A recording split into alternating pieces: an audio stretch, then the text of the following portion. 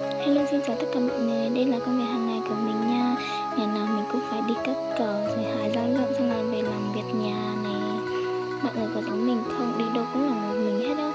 Tại vì mình không có em á, nên là đi đâu mình cũng là một mình thôi. Chị dâu thì đi bà ngoại rồi vẫn chưa về. Đi đâu thì mình cũng một mình. Nên là ngày nào là cũng đi một mình nên là chẳng có mọi người ơi.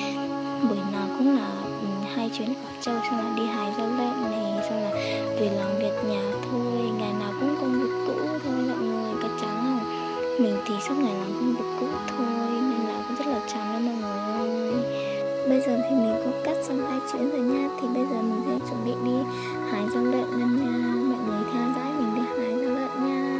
Bây giờ thì mình sẽ cống đi để ở đường, xong là tới anh trai bể ngô về anh trai sẽ ra đèo nha. Trời ơi, trời rất là nóng luôn mọi người ơi.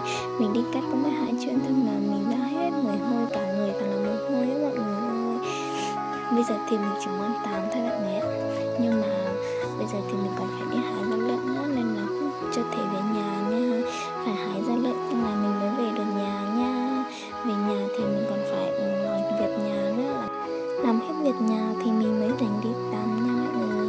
Tại vì con người mình lúc mà trời sắp tới thì chả biết sao mà con người mình lúc mà trời sắp tới thì trong người nó cứ cảm thấy kiểu gì ấy. Mình phải làm nhanh nhanh để làm hết công việc xong là mình mới yên tâm ấy mọi người ạ. Tại vì con người mình cứ kiểu nếu như mà làm không hết công việc thì mình có cảm giác rất là sợ luôn. Con người mình thì rất là thích nói nhiều á mọi người, nhưng mà chả có ai thích nói nhiều với mình ấy. Tại vì khi mà mình ở đông người thì mình rất là thích nói chuyện luôn á mọi người ơi. Còn nếu như mà ở im lặng ấy thì mình rất là buồn chán luôn, tại không có chuyện gì nói ấy. Nếu như mà khi mà có rất là nhiều người ở với nhau thì mình rất là vui nè, và nói chuyện rất là nhiều luôn nha.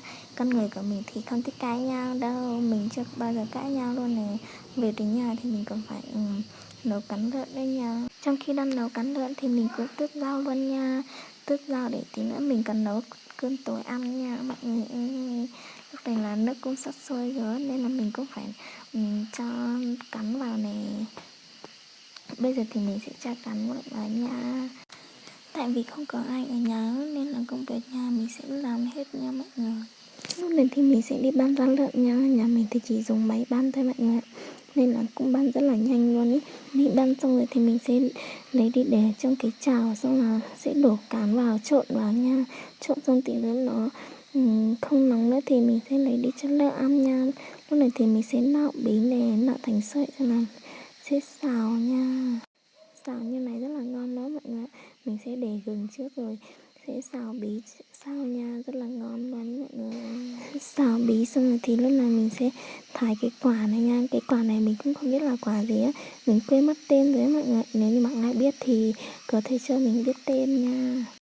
Thái xong rồi bây giờ mình sẽ chuẩn bị xào nha.